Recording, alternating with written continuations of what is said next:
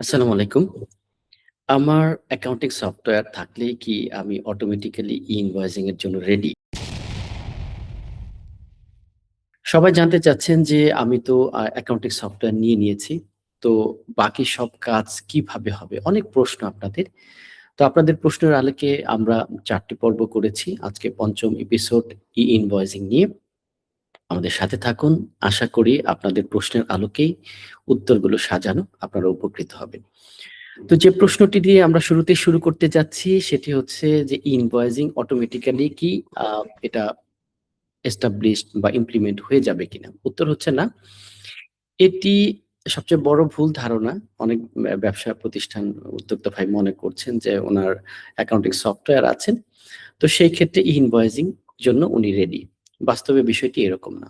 একটি সফটওয়্যারের মধ্যে যে ইনভয়েসিং রেডি হওয়ার জন্য থাকতে হবে কি বিষয় সেটি আমাদেরকে বুঝতে হবে। ইউই ই-ইনভয়েসিং স্ট্যান্ডার্ড সাপোর্ট হতে হবে প্রথমত সেই সফটওয়্যারটাকে। স্ট্রাকচারড এক্সএমএল যে জেনারেশন সেটা থাকতে হবে। এক্সএমএল জেনারেশনের পরে যেটা প্রিন্ট এই কম্প্যাটিবিলিটি থাকতে হবে। যদি না থাকে তাহলে হবে না। এসপি কানেক্টিভিটি থাকতে হবে, এপিআই ইন্টিগ্রেশন থাকতে হবে এবং সর্বশেষে হচ্ছে সফটওয়্যার ভ্যালিডেশন ক্যাপাবিলিটি থাকতে হবে। অর্থাৎ সফটওয়্যার থাকাটাই যে যথেষ্ট বিষয়টা কিন্তু এরকম নয়। তো সফটওয়্যারকে ইউই ফ্রেমওয়ার্ক অনুযায়ী আপনাদেরকে কনফিগার করতে হবে। এখন অবশ্যই গুরুত্বপূর্ণ কথা, আমরা যারা বিজনেসম্যান আছেন তাদের পক্ষে তো এটি করা সম্ভব না। আপনার যিনি অ্যাকাউন্টিং সফটওয়্যার যাদের কাছ থেকে আপনি নিয়েছেন, তারাই এই বিষয়টায় আপনাকে হেল্প করবে অবশ্যই। কিন্তু আপনার জেনে নিতে হবে যে আপনার সফটওয়্যারটি কনফিগার করা হয়েছে কিনা। এ ব্যাপারে ইনিশিয়েটিভ আপনাকেই নিতে হবে। বাস্তবায়ন সফটওয়্যার কোম্পানিগুলো বা সফটওয়্যার প্রোভাইডার যারা আছেন তারা করে দিবেন। তো কিছু বিষয় আপনাদেরকে জানা থাকতে হবে। আপনি যদি না জানেন পরবর্তীতে পেনাল্টির সম্মুখীন হন, সেক্ষেত্রে দায়ভার কিন্তু কোম্পানির ওনারের উপরই বর্তাবে। তো সেই ক্ষেত্রে কোম্পানির ওনার হিসেবে, ম্যানেজমেন্টের পার্ট হিসেবে, অ্যাকাউন্টেন্ট হিসেবে আপনাকে এই বিষয়টাকে জানতে হবে। এএসপি কি অ্যাকাউন্টিং সফটওয়্যারের বিকল্প? সে উত্তরটা হচ্ছে না। অ্যাকাউন্টিং সফটওয়্যার এবং এএসপি দুটি সম্পূর্ণ আলাদা বিষয়। অ্যাকাউন্টিং সফটওয়্যারের কাজ হলো অ্যাকাউন্টস করা, লেজার করা, VAT, financial statement, inventory, customer accounts এগুলো মেইনটেইন করা। কিন্তু এএসপির কাজ হচ্ছে ইনভয়েস ভ্যালিডেশন করা, এক্সএমএল প্রসেসিং করা, ডিজিটাল ট্রান্সপোর্টেশন করা, পেপ্যাল কানেক্টিভিটি এবং ওভারঅল গভর্নমেন্টের সাথে যে কমপ্লায়েন্স সেটিকে পরিপূর্ণভাবে মেইনটেইন করা। তো সহজভাবে অ্যাকাউন্টিং সফটওয়্যার ব্যবসা পরিচালনা করে আর এসপি গভর্নমেন্ট কমিউনিকেশন পরিচালনা করে। এরপর আরেকটি প্রশ্নের সম্মুখীন আমরা হয়েছি সেটি হলো যে যারা সফটওয়্যার ব্যবহার করে ভবিষ্যতে কি ধরনের চ্যালেঞ্জের মুখে পড়তে পারেন বা কি ধরনের চ্যালেঞ্জ আপনাদের জন্য আসছে? এটি গুরুত্বপূর্ণ একটি বিষয়। সংযুক্ত আরব আমিরাতে যারা আছেন, যারা আপনারা অ্যাকাউন্টিং সফটওয়্যার ব্যবহার করেন, তাদেরকে অবশ্যই ই-ইনভয়েসিং চালুর পর একটি গুরুত্বপূর্ণ বিষয় হচ্ছে যদি সফটওয়্যারে এক্সএমএল সাপোর্ট না থাকে, এপিআই ইন্টিগ্রেশন না থাকে, এএসপি ইন্টিগ্রেশন না থাকে, ইউই ইনভয়েস যে সাপোর্ট করে সেটি সাপোর্ট না করে, তাহলে এটিকে আপডেট করা প্রয়োজন। এজন্য যারা সংযুক্ত আরব আমিরাতে ওনার আছেন, বিজনেস ওনার আছেন, এসএমই বা বড় কোম্পানি বা মধ্যম কোম্পানি, সফটওয়্যার পরিবর্তনের আগে আপনার ভেন্ডরের সাথে কথা বলুন। তাদের সাথে এগ্রিমেন্টটা দেখে নিন, তাদের কাছ থেকে জেনে নিন যে আপনার সফটওয়্যারটি ইনভয়েসিং এর জন্য রেডি আছে কিনা। অনেকেই বিভিন্ন ধরনের সফটওয়্যার ব্যবহার করছেন। ই-ইনভয়েসিং সাপোর্ট সেই সফটওয়্যার করবে কিনা। তো আশা করা যায় যে সংযুক্ত আরব আমিরাতে যে সমস্ত কোম্পানিগুলো আছে, যারা অ্যাকাউন্টিং সার্ভিস প্রোভাইড করছে অ্যাকাউন্টিং সফটওয়্যারের, তারা সবাই মোটামুটি ইন্টারন্যাশনাল মানের।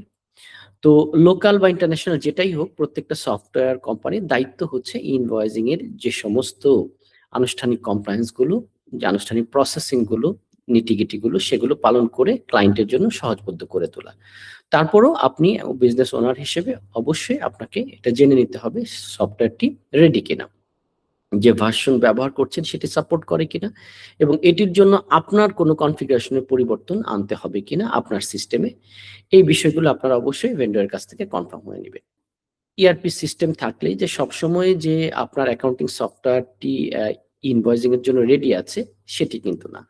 আপনার যিনি সার্ভিস প্রোভাইডার আছেন তার কাছ থেকে বিষয়গুলো আপনাকে জেনে নিতে হবে।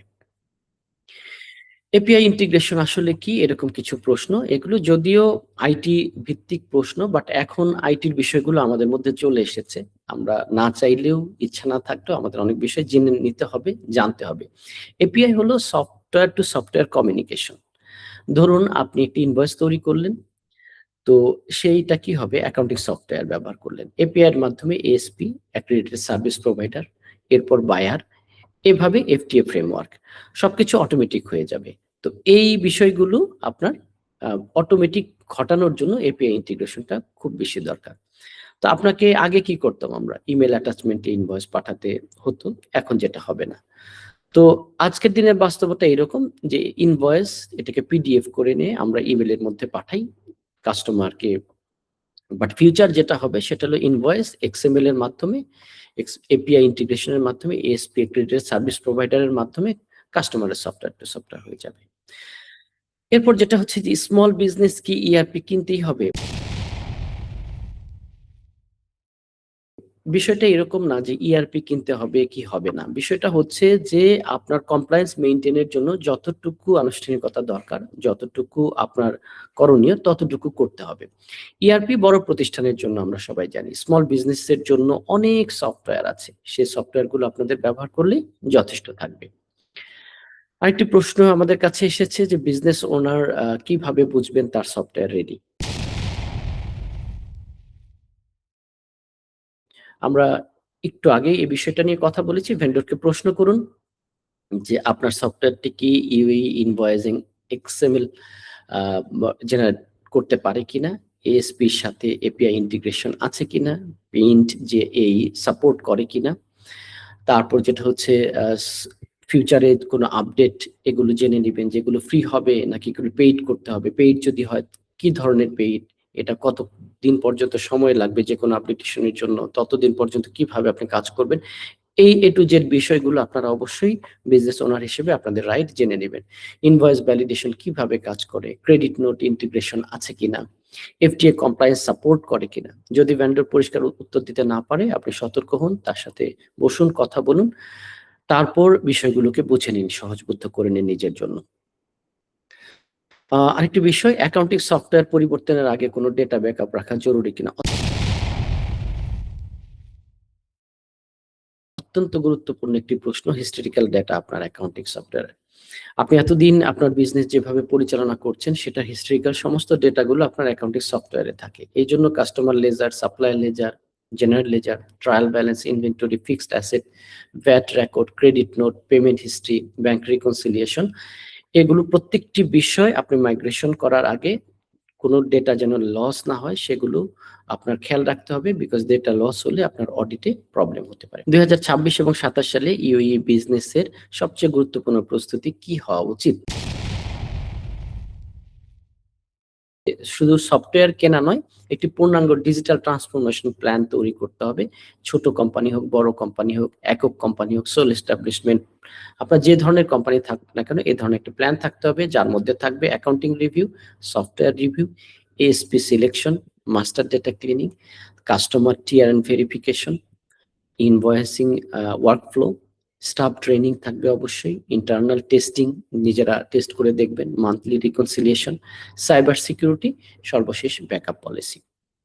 যেসব কোম্পানি এখন থেকেই প্রস্তুতি নেবে তারা ফিউচারে কমপ্লায়েন্স এর জন্য অনেক সহজ হবে। তো আশা করি আজকের এই আলোচনাটি ইনভয়েসিং নিয়ে আপনাদের জন্য গুরুত্বপূর্ণ। আপনারা সবাই শুনবেন এবং উপকৃত হবেন, এবং ভবিষ্যতে আপনাদের সাথে আবারও কথা হবে নতুন কোনো বিষয় নিয়ে, নতুন কোনো যে কমপ্লায়েন্স এর বিষয় নিয়ে। ততদিন পর্যন্ত সবাই ভালো থাকবেন এই দোয়া আশাবাদ ব্যক্ত করছি। আসসালামু আলাইকুম।